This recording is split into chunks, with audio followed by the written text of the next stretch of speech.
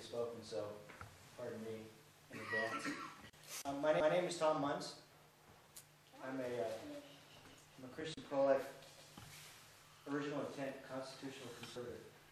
I believe it's important to use all of those because most of the words that we use today seem to have multiple meanings, and I wanted to make sure everybody understood exactly what I mean when I describe myself.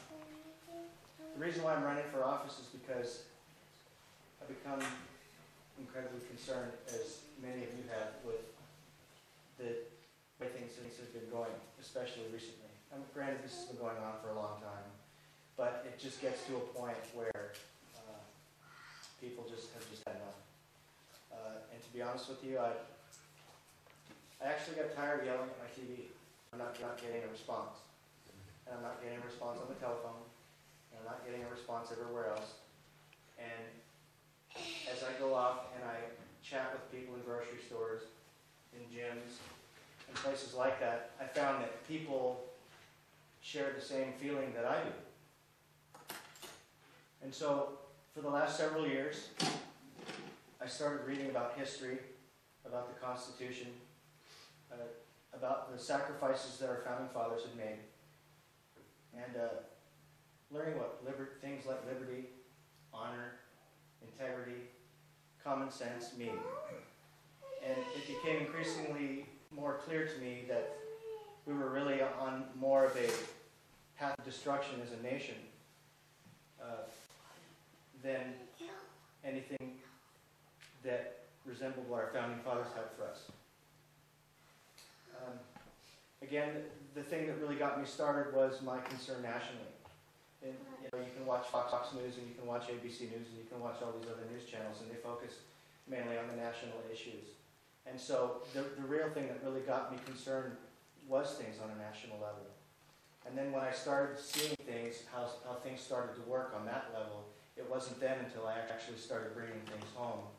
And I'm watching the incredible force the federal government wants to put on the individual states. And I'm standing back at a distance watching how the states are going to be able to fight the federal government off. And I went to a campaign for Liberty Forum where they had a lot of the representatives that were discussing some of the legislation, what they wanted from the people and things.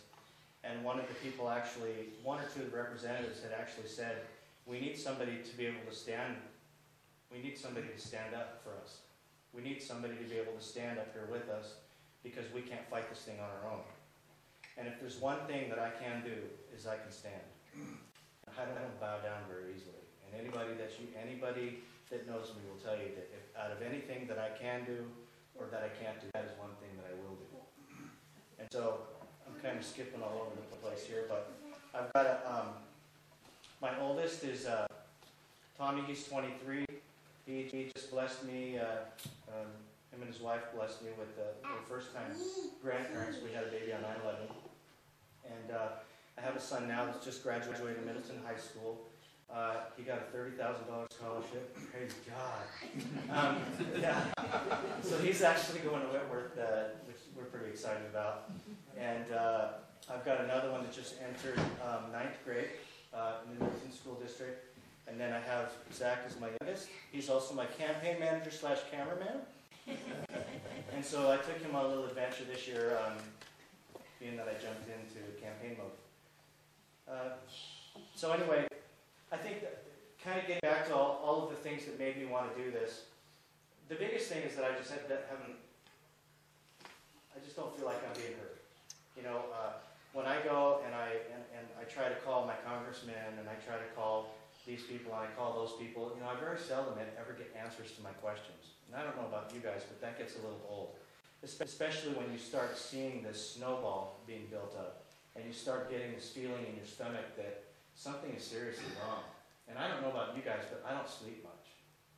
And I spend a lot of time really thinking about how I can take this negative energy and to be able to turn it into something positive. And so, with that, you know, I started dealing with things on the local issues. I started speaking out on on gun legislation and healthcare and, you know, all of these different kinds of, you know, pro-life issues. And then I dealt with some issues with the public school. I've been dealing with the public school in my district for about 2 years, and I'm getting nowhere. I decided I was going to go ahead and run for school board. They decided they were going to change the term limits to 5 years instead of 2. Now remember, they say that they're local controlled, but the locals say that they're state controlled, and so you get caught in this sort of back and forth thing where really nobody really knows who's in control. And so I'm becoming extremely frustrated with that. And that's kind of a separate whole thing. I can explain it to you guys if you want, but that's extremely frustrating for me. My wife, I know what it's like to be, I started as an employee. I've worked my way like everybody else does, making $2.15 an hour, throwing stucco bags on a hot day into the back of a dump truck, and wondering if I was going to be able to pay my mortgage and be able to eat almost a month. So I understand that whole thing. I've been fortunate enough to be able to work my way up by myself without any help from welfare or anything else like that, to be able to get to the point where I actually got to run my own businesses.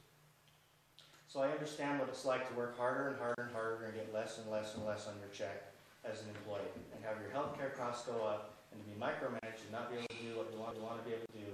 And then on the other side, to be a business owner, understanding what it's like to be able to be taxed on all of your reference material, all of your furniture, and then, well, just about, you know, you're going to get taxed on everything. I don't know how it works for some large businesses. Mine is small, but from what I understand with it, the way everything else is going, everything is taxed. You know, you've got all of these regulations that hinder, you know, small business, and small business is what gave the country its wealth. So there's a lot of issues. I bring these down to a personal level because those are kind of the issues that I've dealt with. I don't really like to talk too much. I just wanted to kind of tell you guys who I am, where I came from, kind of what I'm about, and then you can hammer me with questions.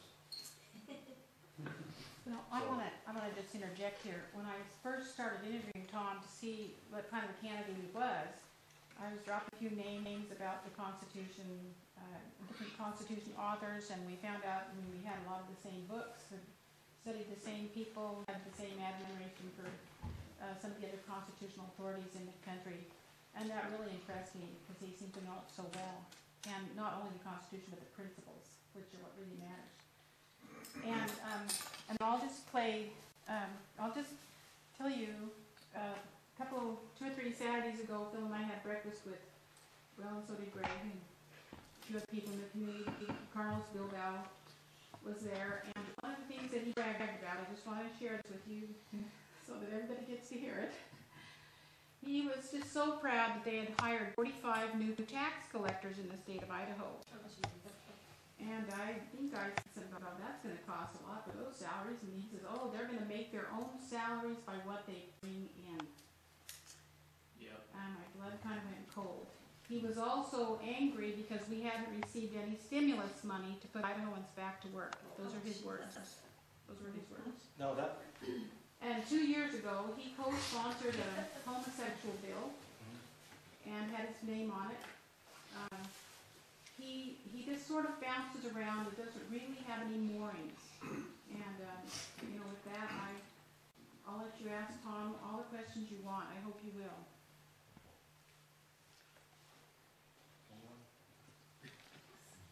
Can we start off on a certain issue? For example, tell us about your feelings about public education.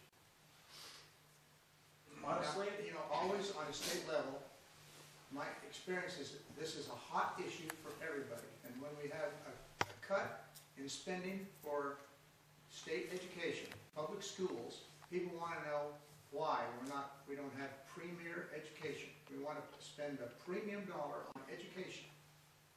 And my criticism is that we spend a lot of money on education that never gets where it's supposed to go. And so when we asked people that are involved in the funding of public education, and people promote education on the school board, on the school level, many times we find people pushing for increases which never reach the teacher level. There always is overhead, and it never gets to the teacher level. So I'm interested to know what you're feeling about public funding for education is. I just got an email. I get about 150 of them a day, and I try to read as many as I can. Since I threw my hat into the ring, I've read a lot less. It actually said something about Boise spending more on their education than Meridian does, but Meridian's is producing, they are producing a more quality education, spending about a third less money than Boise is. To me, it appears that we continue to spend more and more and more on education. We think that in our heart that, that public education is a good thing, it's for our kids. We need to just throw as much money as we possibly can at it, and if we throw enough at it, we're going to end up with a good education. Well, I believe as a nation, we probably spend more on education than any other. And yet we're still not producing the types of education that we can, or that we should be able to do. So I don't know how to be able to make the teachers get the kind of salaries they want. I can share with you a little bit about, to me there's a tremendous amount, all of these problems that we have, and I'll just start off by saying this. We're worried about the economy, we're worried about states' rights, we're worried about our homes, we're worried about our jobs, we're worried about this, we're worried about that. We really have a big corruption problem. We have a lack of personal responsibility. We've somehow, as a society, we've sort of forgotten what personal responsibility is all about. We've become more about, we like to be able to think that we do things for everybody else, but we spend more time trying to advance our own agendas. And that might not be true for small areas like maybe you guys or something like that, but in the political realm, especially in the leadership roles, the people that are leading us, you can obviously see it on the national level.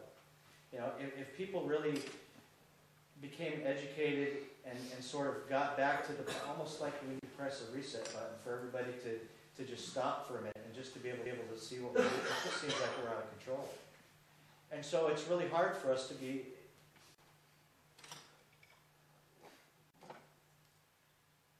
I'm trying to bring in too many topics at once. The accountability.